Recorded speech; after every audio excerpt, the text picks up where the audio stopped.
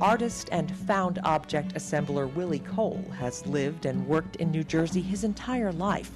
A 1998 exhibit at the Museum of Modern Art helped to cement his international reputation. In 2006, the Montclair Art Museum has mounted a retrospective exhibit of his work dating back to the late 1980s. Well, because I was in school in the 60s, African art, African awareness was very prevalent. And in our community, there was a place called, I think it was called the Spirit House. And it was the headquarters of a cultural dynasty, I should say, founded by Amiri Baraka. There were poetry readings, there were touring dance companies, there was African clothing, there was drumming. In the 60s, a lot of African Americans really got a huge awareness of the Africanness in their Americanness. And in Newark, it came through Amiri Baraka. My first approach to art making was two-dimensional, partly because growing up as a kid in the city of Newark, the thing that my father brought home from work was paper and pencil.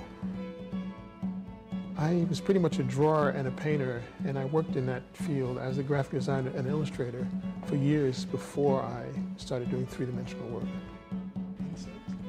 So I found that my children have been very inspirational for me in that they always seem to know the latest trend. 20 years ago, Cole's oldest child helped steer his father in an entirely new direction. At the time, my son was playing with these toys called Transformers.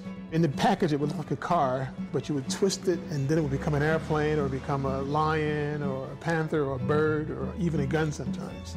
So that got my mind thinking about transforming things, which is kind of what I do now.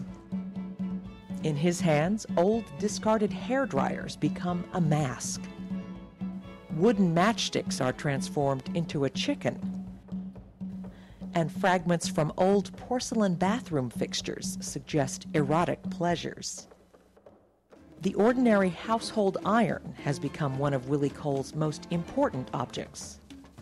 I one day saw an iron on the street that had been run over by a car. So it didn't have any depth to it. It was flat, like a mask, and it actually looked like an African mask. So that discovery led me to bring the iron into my studio and photograph it, and through the camera I began to see it different ways. So I made a list of like a word association game based on what that photograph said to me. And of course the top of the list was the word iron.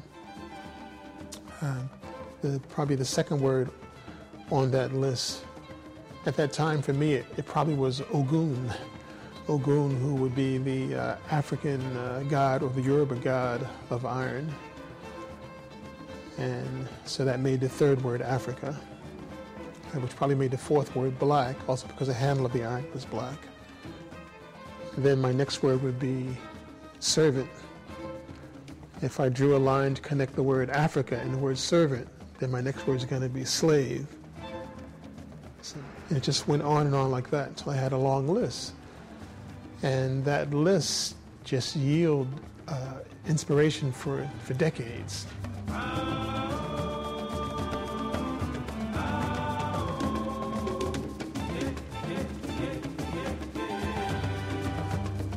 Once I acquire a quantity of an object, then that object just becomes a building block, like a Lego or a Tinker Toy or something like that. So I found myself in possession of thousands of shoes. And people have spoke to me about this. They've asked me, why do I use high heel shoes? Do I have a shoe fetish and all those kind of things? And my choosing high heel shoes came because my son had saved all of his sneakers. So by age 11, he had a lot of sneakers, and I wanted to make something out of them. But I came to that idea with a picture in my mind of what I wanted to make, and there were not enough shoes to make that. So I went to the thrift store, and when I got to the store, I realized the most dominant shoe there was a high heel shoe. And in fact, the high heel shoe looked better than the sneakers.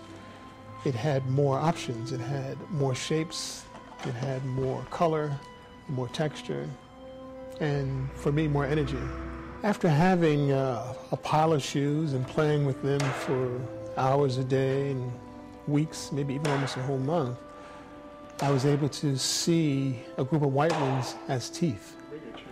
And once I had teeth, then now suddenly I had a concept. And because they were female shoes, I felt they had to have female names. And I chose the colors red, black, and white because they were the dominant colors in my shoe collection, but those three colors were like in the tradition of the Yoruba of Nigeria, the colors of the warrior. So I thought of the black women who were revolutionary in their lifetime, who brought great change or awareness to society. So I named them after those women, Hattie McDaniels, or Hollywood revolutionary. Rosa Parks, Harriet Tubman, and militant activist Joanne Chesimard are also in the group.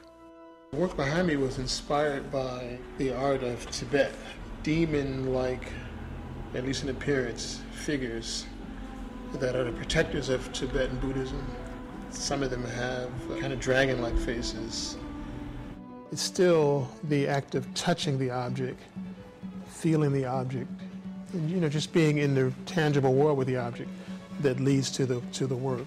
You have to forget what the material is, and the more of it you have, the easier it is. Like I'm looking at you, and I can forget that you're a bunch of cells, because there's so many cells there, they stack up and they become a human. So it's the same thing with any material.